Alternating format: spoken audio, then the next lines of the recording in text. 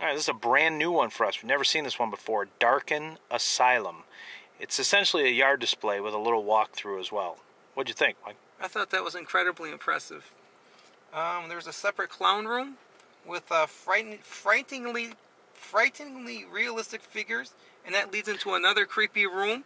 And there's a Pandora's box in there, and like a fortune teller, which is really cool.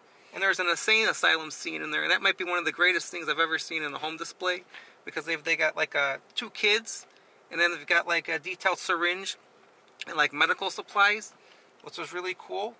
And like I said, I thought the detail was jaw-dropping and equally unsettling.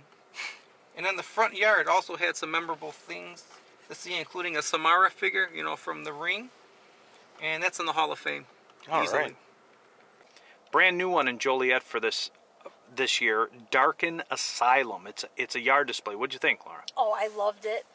Really, I'm glad we found it, because this one is everything is authentic. Well, first of all, the yard display is great.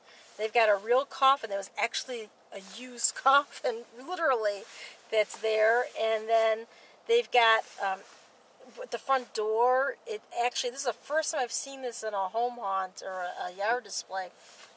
It's got the video, and this is a video we've seen actually in the big professional haunts. Yep. Where it's a woman and she's trying to get out.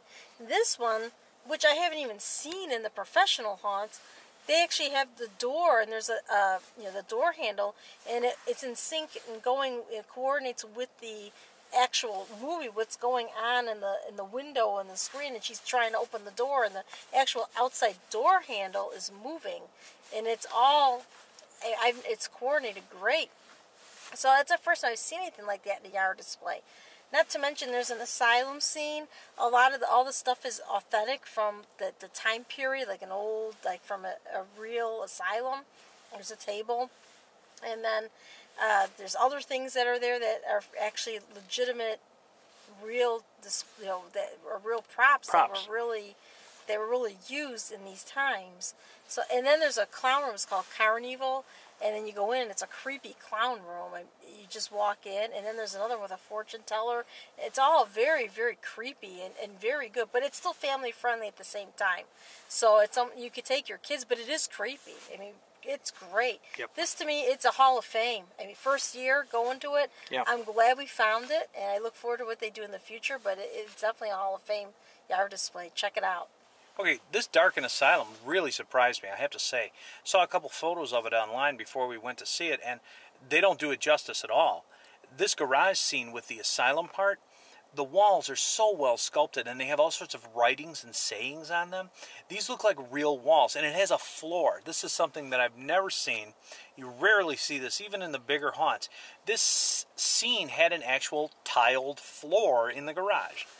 It's great. And as Laura mentioned, some of the medical equipment in there is authentic to the 1950s, down to little things that you wouldn't even look at, like the pill bottles. They're actually authentic 1950s pill bottles and medical instruments and things like that. And that's just one little scene.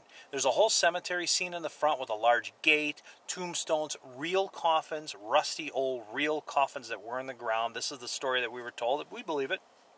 A mausoleum. And this is cool. Laura mentioned the door. This is supposed to be the front of an asylum.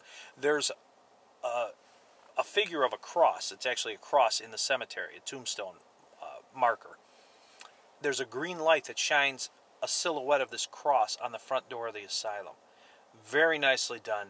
Little design touch. And the carnival room off to the side. It's a very small room, but it's really packed with stuff. And again, in the back, there's a fortune teller and all these little things like a monkey's paw. There's the Fiji mermaid. Look that one up. Those people who want to know what that is. Pandora's box, as Michael mentioned. All these little touches.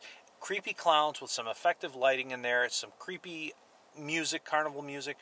Outstanding yard display. And almost everything is handmade. Good stuff, professional props, the ones that aren't handmade, top quality all the way, Hall of Fame for me too.